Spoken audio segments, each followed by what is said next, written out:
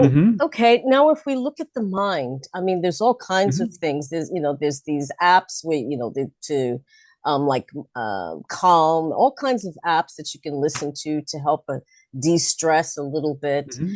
Um, Exercise, there's all the traditional things that people do to relax. Hmm. I'm laughing. I'm wearing a turtleneck today here in Florida, and it's like I usually like to swim, but it's just too chilly. And it's just like, oh man, that's my Yeah. exercise of choice. But, I mean, whatever it is, I love to walk. And this time of year, Mhm. it's great to walk because it's cool enough. So, I mean, do find something that you love, dance, sing, I mean, whatever it is, but do the things that you enjoy. If you have to write it into your schedule, do that. Hmm. Block off Yeah. time, sleep late, another block, go to Yeah. gym, whatever it is. But it's important, that old saying that, a healthy mind and a healthy body. And Hmm. it's true. I mean, if the body is well, the mind picks up creates endorphins. If the mind Hmm. is calm, it has an effect on the body. So, I mean, again, we're not headless horsemen where the mind is divorced from the body. It's all one thing. So if you address the one and treat the one well, it will have an Hmm. impact on the other. But my avenue of choice with regard to being able to get people to tap into that more spiritual or ethereal side of themselves happens to be dreams. That's what I do. Hmm. That's my gift that I like to share with others. um, but it can also be using natural means such as aromatherapy or vibrational essences, which Hmm. help us to get people again to be able to step back a little bit, like we mentioned earlier, to step back from themselves a Hmm. little bit, to be Hmm. able to see with greater vision rather than that kind of narrow band that opens things out a bit so that they can see. So Yeah. that, I mean, there's this, like you said, there's a myriad things that people can do. But what are some of the things that you have come across that seem to work to address things of the spirit? Well, I think part of life is just continual search for better principles and better ways of living and some sort of principle that informs a lot of behaviors. And one that's been helpful in this kind of the stress management lane, I'd highlight is the need that we have. And I don't use it's not want as much as it is a need. The need to play. It's a need for rest. It's respite, and that is different than sleep. And if we don't give ourselves permission to play or even permission to putter and not be on task and see how much productivity we can squeeze out of a given half hour or whatever. Mm. And a phrase that was helpful to me was that when you're resting, you're not wasting time, you're gathering strength. And if you think about the Jewish or Christian traditions of having a Sabbath rest, and there's France Mhm. experimented with a 10-day work week and it blew up in their face. Like it's just too much. We Mhm. need at some point to have to your a plan, a like I need to schedule my play. And if you can have an eye for what are restorative, non-self-sabotaging examples of play that I could have in my life. And play I kind of define by it's something that you inherently lose track of time. It's Mhm. intrinsically interesting unto itself. It doesn't really contribute anything to the greater good of humanity. It's just fun. And Right. fun has its own value and virtue. And if there Mhm. are respites of fun that you can seek out, and sometimes, like I've got 6 kids, so have a day off is I have to recalibrate and redefine what that even means. Like, they're hungry every day, and there's always need, and there's competing ideas of what we should do with the off day or whatever. And so there's philosophical things to work out. But if you can say the goal here is rest, and rest is for a reason. It's to recharge the battery so we can be on Okay. mission and doing what it is we enjoy in life. That to Mm. me is a great stress management tool. And to your point, if you're not rested and you're toxic, or there's so many things that interrupt our sleep on the physical level, you don't even get the beautiful thing of remembering a dream or getting into a dream state because you're constantly in twilight and you never get there. So Yeah. sometimes we have to solve that biological puzzle. Sometimes we have to just embrace a philosophy of rest and play before we can even get to the deep sleep that lets us open up other avenues of our well-being Mhm. and experience life on a different level as well. Absolutely. I mean, I'm laughing because I think about sometimes the clients that I've worked with in the past, and I'm, giving them a massage, and it's like, relax. And they're like, I am relaxed. And it's like, and I let go of their arm and it just hangs there. This looks relaxed to you? I You mean, seem sort of rigid. but I mean, this is when people have created such a disconnect Hmm. between what they're feeling and what's going on in their bodies that I actually have to ground people into their bodies first so Hmm. that they're actually physically, they're out in the ether somewhere, they're not really Hmm. engaging with their own bodies. And that's I think that became worse after the pandemic because we were online all the time, so we became these talking heads, haven't we? Hmm. Even Yeah. now, we're talking heads.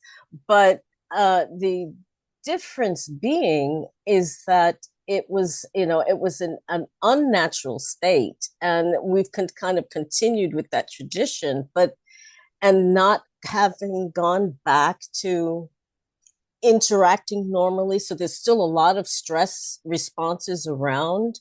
People are much more Hmm. skittish because it's like, where's the next hit coming from? Almost. Yeah.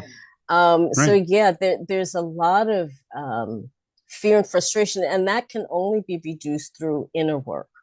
And that's something that people are not always willing to do, because involves actually taking a good look at themselves, and people Hmm. not always willing to do that. And that's just the Right. reality Yeah. of it. Right. Well, you're overlapping with an important aspect in the identity realm because that is where a lot of our emotional or mental toxins come from, is who we think we are, and the storytelling we use to frame our identity then can become quite poisonous. And True. if we don't have something to say, no, I am worth the effort, or this does matter, or what story am I telling myself right now? Could I even prove that story's true? And maybe I'm actually reasoning from the frame of a hurt little 8-year-old or 10-year-old or teenager or wounded whatever. And now I'm Mm-hmm. stuck in that headspace and I'm relying on the logic of an 8-year-old to create the rules I live by today. And we don't recognize we're doing that. Oh Then it, yeah. it becomes hard to shift out of those stress responses because we Mm-hmm. have this, yeah, but in the way. Mm-hmm. And Absolutely. a simple question like, what is the story I'm telling myself? Is that Yeah. story actually true? Could I Right. prove it? What might be a different way to tell that story? What else might be going on in that memory? Can start Yeah. to shift everything. Oh, let me tell you, I had an inner 5 year old that was kicking my butt for years. And I bet. why? Because at 5 years old, she wanted a new dress to take school pictures and we couldn't afford it. And she was upset. And Yeah. so what she decided was money was stupid and never let her have anything. And Great idea. that thought had dogged me for decades without realizing that foundational thought until I Yeah. worked with the coach. It's like it was just like, oh, it's me who's doing this to me. Okay. So Yeah. now, no, That's but now see, the inner 5 year old knows that money's really fun because we can do fun stuff with it and have chocolate and all kinds of good stuff. So, yeah. Yeah. Once you can get chocolate in the mix, everything is better. oh yeah. So, I mean, so I can really relate to what you're saying. I mean, it's where that sticking point in time along our timeline could be anywhere from pre-birth in some cases. I've Hmm. I've had Yeah. clients like that to, somewhere where they were adults or maybe even older adults that, things finally started to unravel and they needed to deal with it, or suffer consequences of various kinds, some more serious than others. So, Hmm. yes, it really is about, as we keep saying, as getting to grips with oneself and getting to know oneself, Hmm. which can be in our exteriorly focused world, can be a difficult thing. We're always Yeah. projecting outward. So look, as long as it looks good on the outside and people find it acceptable, it's okay, no matter what's going on Hmm. the inside. And that makes actually having the ability to step back a bit difficult. So, Yeah. yeah. Well, two of the tools I find that the most dependably that help really shift the ability to look at those types of things, there are two virtues. It's humility and Hmm. curiosity. If Right. somebody can have those two things in enough measure, it's so much easier to engage a story and look at it more objectively rather than personally or get defensive. And so a question that might be helpful is how could I defend myself without getting defensive? Hmm. Or how could I play offense here without being offensive? How Right. can I advocate for what I'm trying to learn or understand? And if we can rest in my identity is not on the line here, who because so often I find people get sticky when who they are or how they're going to Be belong perceived. or not Yeah. belong, and Mm. it's based on perception. Once that isn't what we're talking about, and we're talking about the merits of the philosophy you develop because of a story. We're talking about that didn't happen because you were rotten. It happened because somebody else did a bad thing. And it's okay to separate bad action from your identity. And you don't have to be taking the blame and it's all your fault. And Sure. you don't have to defend indefensible things anymore. You can just kindly, humbly let them go and entertain, like, yeah, I've been living with that Yeah, for a but long time. again, that takes inner work. It takes growth. I mean, Hmm. if It does. people aren't at that place where they can sit back and look at Hmm. something from with a bit of distance, which is why dreams are important because dreams, when we're asleep, even though the brain is as active as when we're awake, are critical um, blockages, the critical thinking in the prefrontal Hmm. cortex, which is the higher functioning, in terms of logic, are shut Hmm. down temporarily. They're short circuited so that, yes, the dream images may be fantastical and what have you, but there's a logic to them. And it's always about this is something that's important to you. And the hypercritical functions, being that they're not active, it floats things up so that they don't have that emotional response to whatever it might be, that but gives you the opportunity to examine those things. It's like a little kite. Hey, take a look. This might be Hmm. interesting to you. Take a look at this. So I mean, and there's different ways to achieve that. Like I said, there's different ways that, whether it be using aromatherapy oils or using vibrational essences or meditation, mindfulness, whatever the case may be, everybody has their own way of kind of getting into that um, alpha state, Hmm. where their perception is a bit better, and broader than it would be otherwise. So I think, like I said, we've managed to kind of sort the world and its problems now. Yeah, So this was easier than I thought. Man, I've yeah, been trying right, to clean this mess up for decades. Yeah. yeah, right.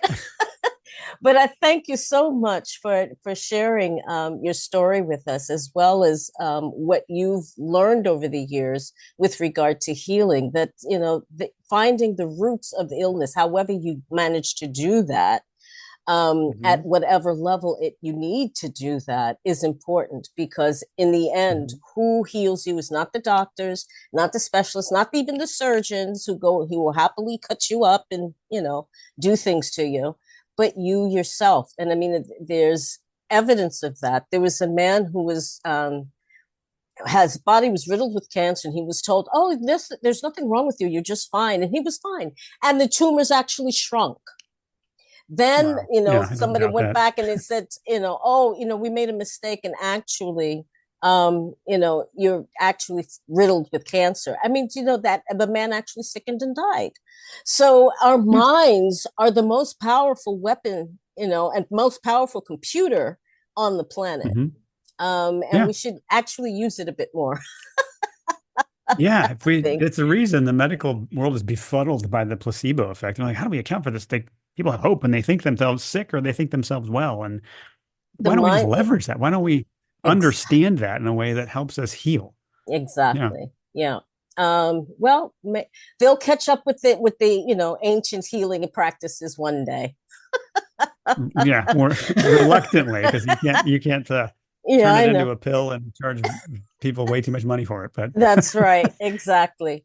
Anyway, Christian, thank you so much. I've really enjoyed our chat. And we will have to maybe it's in some months from now that kind of see where we are and have another chat and see what new insights we may have had since then. well, sure. I thank you for having me on. It's been great being with you, and I'd be happy to come back. Oh, thank you. You take care now. And thank you, everyone, for watching and listening. And if you have any questions you'd like to put to Christian, in fact, we'll have his details, contact details, with the post once it goes up. If you'd like to get some advice or assistance with healing your life and finding the root causes of illness, or you could get in contact with me and I'll be happy to help as well. Thanks again and have a great rest of the day. Bye bye.